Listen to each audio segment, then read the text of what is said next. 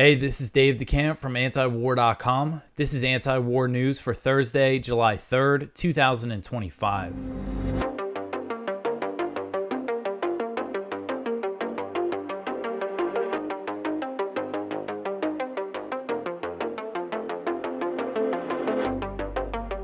All right, the first story at the top of antiwar.com today, the U.S. spent $1.25 billion on THAAD interceptors defending Israel. So a report from the Israeli newspaper Haaretz estimates that the U.S. used 93 interceptors from its THAAD missile defense system to defend Israel from Iranian missiles during the 12-day U.S.-Israeli war against Iran. So at $13 million per interceptor, that means the U.S. launched an estimated $1.25 billion worth of THAAD munitions during the war in this short period of time. The Israeli military also used its Arrow 2 and Arrow 3 interceptors, which are jointly produced with the U.S. The Haaretz report said that the total cost of Arrow and THAAD interceptors was about $1.5 billion. And the U.S. subsidizes much of Israel's missile defense program, so that means this full cost could go to the U.S. And Haaretz reached these figures using open source videos that showed 84 interceptors being launched from Israel during 8 Iranian missile salvos, and then extrapolating from there, the paper estimated that the U.S. and Israel launched an estimated 195 interceptors, including 93 THAADs, 80 Arrow 3s, and 22 Arrow 2s. A report from Military Watch magazine came up with similar numbers, estimating that the U.S. used between 60 to 80 THAAD interceptors, or 15 to 20% of its global stockpile of these missiles. And so, as far as we know, we know for sure that there is one THAAD battery in Israel that the Biden administration sent there in October 2024. They actually sent it right before Israel launched a different attack on Iran. And they also sent about 100 U.S. troops to operate it. So that means there's U.S. troops on the ground operating these missile systems. So Biden sent that in October 2024. There were reports a few months ago in April that said the U.S. sent a second THAAD battery. So if that's confirmed, I haven't seen that actually confirmed by the U.S., but if it's right, that means 2 out of 7 of the U.S.'s THAAD missile defense systems are in Israel. It shows the priority that Israel gets. And this is just a small picture of the cost of this war, because the U.S. was also trying to intercept missiles from its warships using the SM-3 interceptors, which can cost between $10 million and $30 million apiece. We don't know the number, how many the U.S. Of those that the U.S. used. U.S. fighter jets were also in the air trying to shoot things down, shooting drones down. And of course, then there's the cost of the bombing run using the bunker busters, the B-2 bombers, the fighter jets that were involved in actually bombing Iran. And considering how much military aid the U.S. provides Israel, there's a whole nother cost there. I'm sure Israel's going to be asking for more after this war. And as we discuss this, what we view as a cost, the weapons makers view as a profit. So this is very lucrative for the companies that make these missile systems. They're going to be getting a lot more orders now. I read that the U.S. produces on average 12 THAAD interceptors per year. So they use 93. That means they're going to get a lot of orders for this missile defense system. And, despite all this cost, we saw a lot of Iranian missiles strike their targets and hit Israel pretty hard. Up until the last moments of the war, Iranian missiles were getting through and striking Israel. And according to the Haaretz report, they estimate, and this is all based on open source stuff because the Israeli military hasn't put any official numbers out, they estimate that over 500 Iranian missiles were fired at Israel and that 272 of them landed in open areas. They're saying that it's likely that they were allowed to land in open areas. They didn't attempt to intercept those ones. And then there was 258 missiles that U.S. and Israeli air defenses attempted to intercept. And the military is saying that 36 missiles struck built environments within Israel. And that's just what the IDF is saying. That's probably low because they issued censorship orders during this war. And they also have not shared any information about strikes on military targets in Israel. So again, even all this cost, all these missile defense systems being used, different layers. This doesn't even mention kind of the other things like the David Sling and the Iron Dome. And those things were used apparently to hit the debris. So if, say, a THAAD interceptor hit an Iranian missile, some of the smaller air defense systems were used to destroy the debris as it was falling. So just, again, all these layers, all these different things used, yet Iran was still able to get some pretty heavy blows in on Israel. All right, so the next one here, Iran's president signs law suspending cooperation with the IAEA. So Iranian President Masoud Pezeshkian has signed a law suspending Tehran's cooperation with the International Atomic Energy Agency, the IAEA, a step taken in response to the 12-day U.S.-Israeli war against Iran. So under the law, which was approved by Iran's parliament on June 25th, Iran will not allow IAEA inspectors into the country unless the security of its nuclear facilities and its right to peaceful nuclear activities are guaranteed. And this is up to the discretion of Iran's Supreme National Security Council. Iran's Press TV cited the politically motivated resolution that was passed by the IAEA's Board of Governors a day before Israel launched its initial attack on Iran as a reason for suspending cooperation, saying that it was used as an excuse to launch the war, which it certainly was. It was passed on June 12th, and then the next day, Israel launched the war. The resolution claimed that Iran was not living up to its commitment under the Non-Proliferation Treaty, the NPT, and these allegations were mainly based on alleged nuclear activity from over 20 years ago. So there was no threat of proliferation based on these claims. And remember, before Israel launched its attacks, both U.S. intelligence and the IAEA had no proof that Iran was trying to build a nuclear weapon. And of course, Iran was engaged in negotiations with the U.S. And everything. So Iran has also alleged that Israel obtained the names of Iranian nuclear scientists that it has killed from the IAEA. And it has been critical of the nuclear watchdog for remaining silent on Israel's secret nuclear weapons program. This is something often missing from the conversation, that Israel is estimated to have somewhere between 90 and 300 nuclear weapons, and its arsenal gets very little attention since neither the U.S. nor Israel acknowledge its existence. And so, some background stuff here is stuff I've really kind of gone over a lot about the different uranium enrichment levels. The main point I always try to drive is that, the Hawks point to the 60% uranium enrichment as evidence that Iran was racing toward a bomb. But if you look at Iran's, the pattern here is that in response to U.S.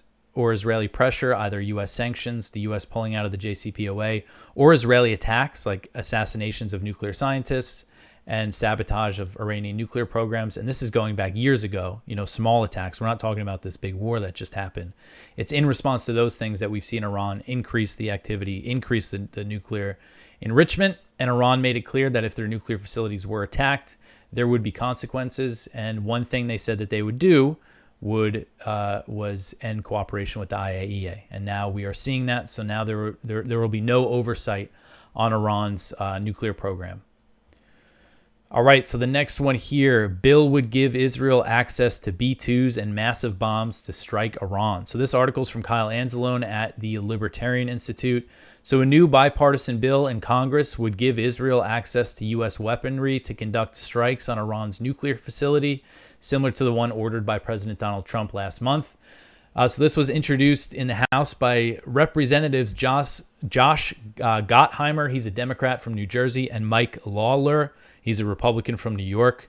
Basically, they're saying that, if there's evidence that Iran is working toward a nuclear weapon,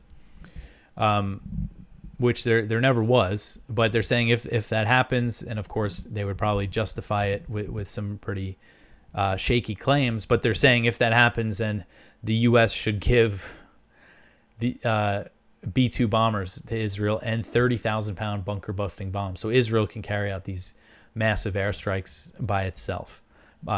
This is what these lawmakers in the House are pushing for now. We'll see if this bill really goes anywhere. All right, so the next one here, Israeli pilots dumped unused bombs over Gaza during Iran strikes. So this article's from The Cradle. This is a disturbing story here. So this was reported. This is based on a report from Mariv, which is an Israeli Hebrew language news site. And it said that Israeli fighter pilots returning from air defense missions during the 12-day war with Iran were routinely authorized to unload their leftover munitions on the Gaza Strip. The move, initially a pilot-led initiative to assist Israeli ground forces in Khan Yunis and northern Gaza, was quickly expanded by Air Force Commander Tomer Bar into a daily operational policy across all squadrons.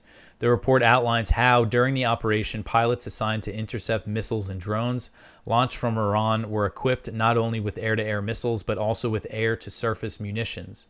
After completing their Iran-related missions, pilots contacted Gaza operation control rooms and offered to drop remaining bombs on designated targets in the enclave.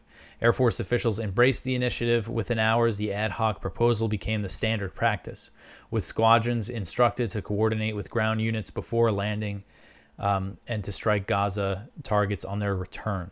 So, again, it's Israeli jets. They went out to go intercept Iranian missiles or drones. When they were done with that, they turned back around and go bomb Gaza before landing. It's just really crazy. All right, so the next one here. So we're going to get into some disturbing stories here. Really disturbing stories when it comes to Gaza. Just some really horrific stuff. As usual, I don't know why I'm giving you a big warning. It's if you listen to the show, you're used to these atrocities already. But it just seemed like a particularly bad day.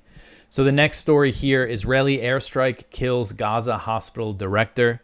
So on Wednesday, an Israeli airstrike on an apartment in Gaza City killed Dr. Marwan al-Sultan, the director of the Indonesian hospital, as the Israeli military continues to kill medical workers and decimate Gaza's healthcare infrastructure. According to the Associated Press, al-Sultan was killed alongside his wife, his daughter, and son-in-law. Other reports say his sister was also among the dead. According to Haaretz, the Indonesian hospital has been out of service since May 21st after an Israeli airstrike destroyed its generators. Al-Sultan had been quoted by many media outlets warning of the catastrophic destruction of Gaza's medical infrastructure. According to Healthcare Workers Watch, a Palestinian medical organization, al-Sultan's killing marked the 70th healthcare worker killed by the Israeli military in Gaza in the past 50 days.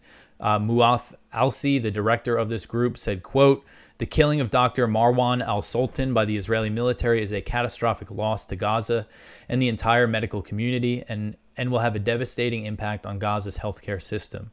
This is part of a much longer and systematic, atrocious targeting of healthcare workers sanctioned by impunity. This is a tragic loss of life, but also an obliteration of their decades of life-saving medical expertise and care at a time when the situation facing Palestinian civilians is unfathomably catastrophic," end quote. So among the healthcare workers killed over the past 50 days, according to this organization, include 3 other doctors, the chief nurses of the Indonesian hospital and Al Nasser's Children's Hospital, one of Gaza's most senior midwives, a senior radiology technician, and dozens of young medical graduates and training nurses. On June 6th, on the first day of Eid, 9 healthcare workers were killed in one day in airstrikes in the north of Gaza where they were sheltering with their families. And if you remember, a May 25th airstrike on a home in Khan Yunis killed 9 out of 10 children of doctors Ala al-Najjar and Hamdi al-Najjar. And Ala was working as a pediatrician at the Nasser hospital at the time of the strike. Her husband, Hamdi, was home with the children, and he ended up dying a few days later. He succumbed to his wounds. And since then, the 11-year-old, the only surviving child of the 10, I believe he lost a hand. He was maimed by the strike. He was evacuated along with his mother to Italy for medical treatment. All right, so the next one here, Israeli forces kill 139 Palestinians in Gaza over 24 hours. So several days now that the death toll has been over 100. Gaza's health ministry said on Wednesday that Israeli forces killed at least 139 Palestinians and wounded 487 over the previous 24-hour period as U.S.-backed Israeli strikes have ramped up across the Strip and the IDF continues to kill people seeking aid. The health ministry said that the bodies of three people killed by previous attacks were also recovered. So a total of 142 added to the death toll. Al Jazeera reported that at least 11 Palestinians were killed on Wednesday while waiting for aid, and the health ministry said that a total of 39 aid seekers were killed in that 24-hour period. And this picture here from Reuters is of a boy who was killed, and according to the photographer, was killed while attempting to reach an aid distribution point. Israeli media has confirmed that Israeli troops have been ordered to fire on unarmed Palestinians, as we've been covering. And there was also very heavy bombing and artillery shelling. And I mean, this is just to taste some of the things I mentioned here. There was heavy bombing in the Zaytun neighborhood of Gaza City, killing 17 people. Of course, also the strike that killed Dr. Marwan al-Sultan, as I just covered, and his family. There was also heavy strikes in Khan Yunis on tents sheltering displaced people. And there was an expansion of Israeli operations in northern Gaza, of ground operations, where at least one Israeli soldier was killed in that area. And again, it's just the violence is just so horrific every single day in Gaza. All right, the next one here. U.S. contractors are firing live ammo as Palestinians seek food. This one is from the Associated Press.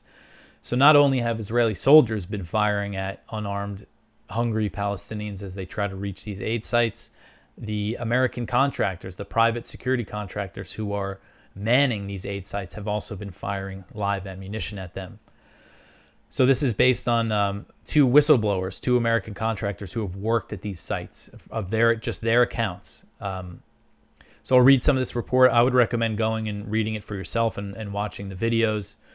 So American contractors guarding aid distribution sites in Gaza are using live ammunition and stun grenades as hungry Palestinians scramble for food, according to accounts and videos obtained by the Associated Press. Two contractors speaking to the AP on condition of anonymity because they were revealing their employer's internal operations said they were coming forward because they were disturbed by what they considered dangerous and irresponsible practices. They said the security staff hired were often unqualified, unvetted, heavily armed, and seemed to have an open license to do whatever they wished. And there was a similar account published by Zeteo, I think I'm pronouncing it right, the media outlet Zeteo or Zeteo, it's Zeteo. They published an account from one of these contractors who was saying similar things. People were not trained, many people with no military experience, that they're being thrown into this situation. So the AP story continues. They said their colleagues regularly lobbed stun grenades and pepper spray in the direction of the Palestinians. One contractor said bullets were fired in all directions, in the air, into the ground, and at times toward the Palestinians, recalling at least one instance where he thought someone had been hit. The contractor said that there are innocent people being hurt badly and needlessly. He said American staff on the sites monitor those coming to seek food and document anyone considered suspicious.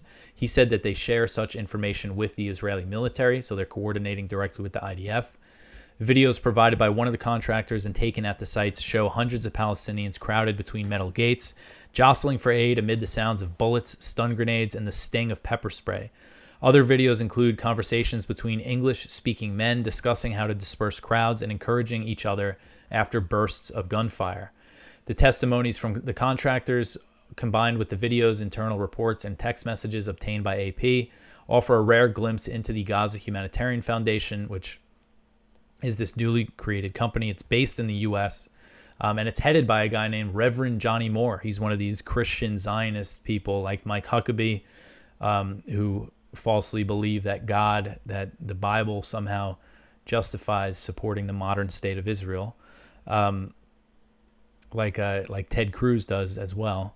So anyway, again, it's kind of a long report that I believe people should go read. Another thing it says is that there's videos being taken at these aid sites and facial recognition, and that is being monitored by the Israeli military. And that's part of this whole strategy with these aid sites. And there was one video, there's a description of it in here. Essentially, it shows, okay, here we go. In one video, what appear to be heavily armed American security contractors at one of the sites in Gaza discuss how to disperse Palestinians nearby. One is heard saying that he has arranged for a show of force by Israeli tanks. He said that he doesn't want to be too aggressive because things are calming down. And then at that moment, bursts of gunfire erupt close by with at least 15 shots. One contractor yelps out, "Woo, woo," and another one says, "I think you hit one." And then there's a shout. Someone says, "Hell yeah, boy." And you can't really see what's happening, but you can hear it all on the video.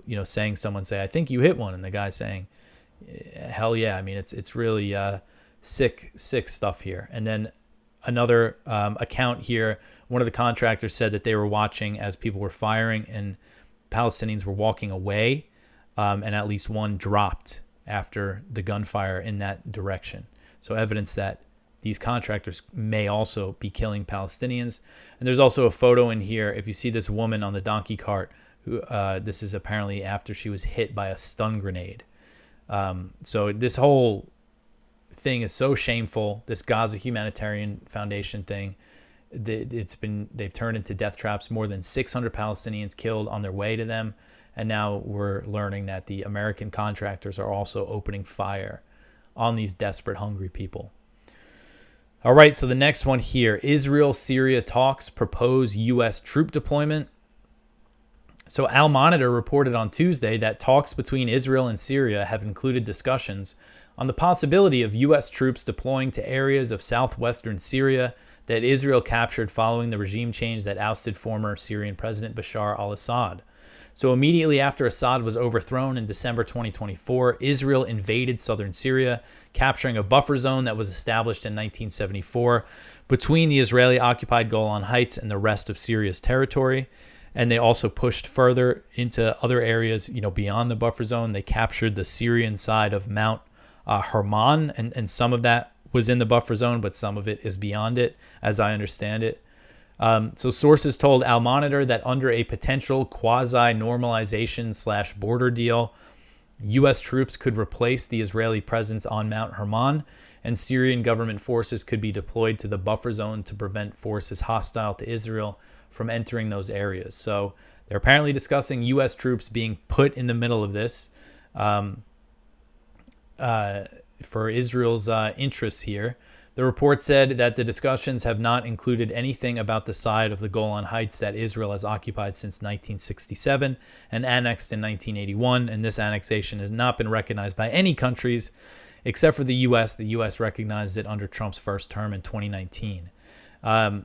And so the U.S. has troops in Syria still, and they plan on maintaining a long-term presence.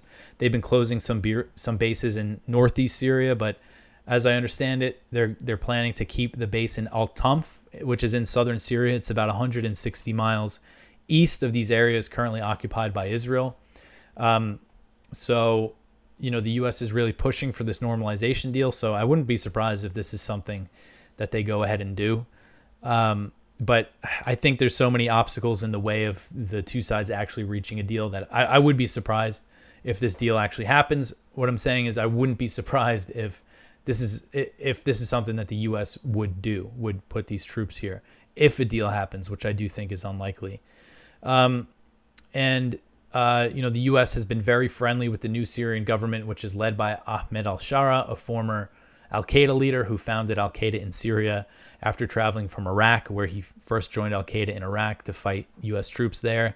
He was thrown in prison for a while, and then he was set free, and he went over to Syria and started the al-Qaeda branch in Syria, and then he rebranded in 2016 and 2017 and started his new group, Hayat Tahrir al-Sham, and that was the jihadist group that took over Damascus and ousted Assad. And now the U.S. is lifting sanctions and pushing for some sort of deal between Israel and Syria, and it could involve U.S. troops being deployed.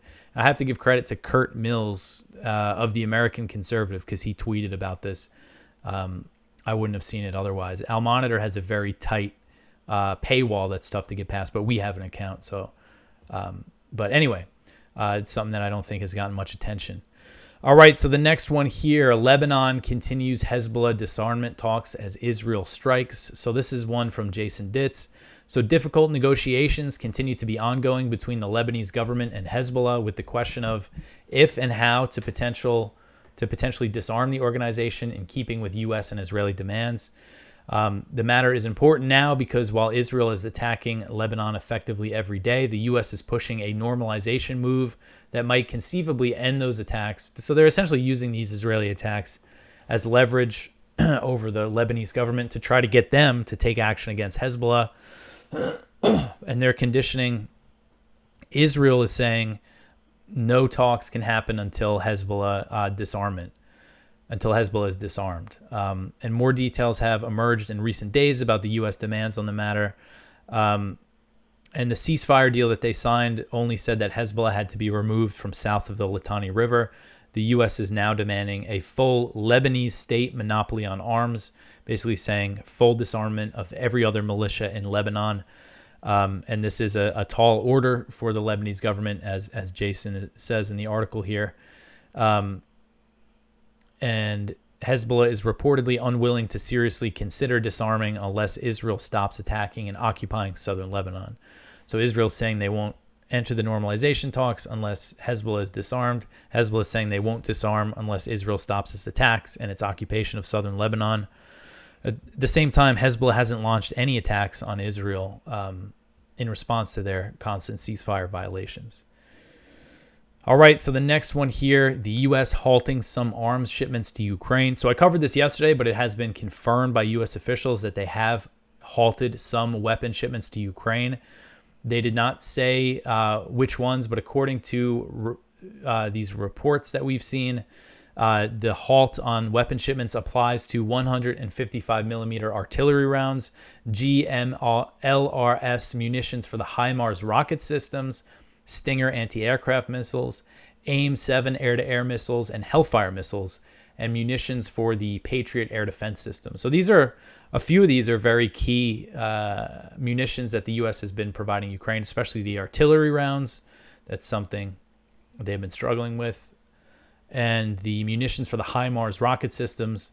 And of course, this happens after the U.S. just used a whole bunch of Patriot missiles defending its airbase in Qatar from Iran's retaliatory attack that came in response to the U.S. airstrikes on Iranian nuclear facilities.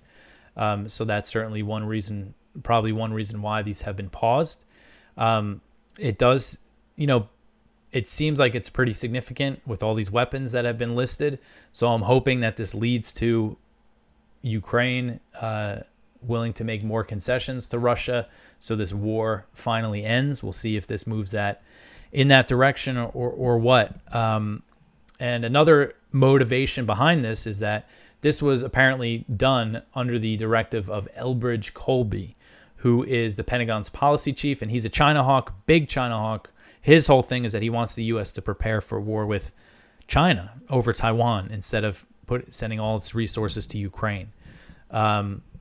So it's not like there's always there's ever really noble intentions here from the U.S. government. But again, hopefully this leads to more peace talks and an end to this horrific war. All right, so that is it. I left up the one yesterday about the Somalia airstrike. Go check out our viewpoints. One from Ted Snyder, Leaving Zelensky Behind. One from Rep. John Duncan Jr., This is Israel's War, Not Our War.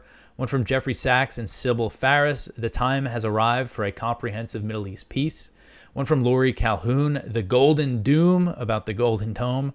Our spotlight is from Lieutenant Colonel Josh Van Buskirk, Provoked is a must-read for military professionals. And that's pretty cool. This is a review of Scott Horton's book, Provoked, about the war in Ukraine, about the lead-up to the war in Ukraine, from the U.S. Army War College. So it kind of shows how serious of a piece of journalism that book is, that military professionals feel that it's a good read. So go check all that out. Go visit antiwar.com. You could always support us with a monetary donation by going to antiwar.com/donate. Other ways you can help us out is just by sharing our articles, telling your friends about antiwar.com, and with the show, like, subscribe, comment, all that stuff helps. I will be back tomorrow with some more news. Thanks for listening.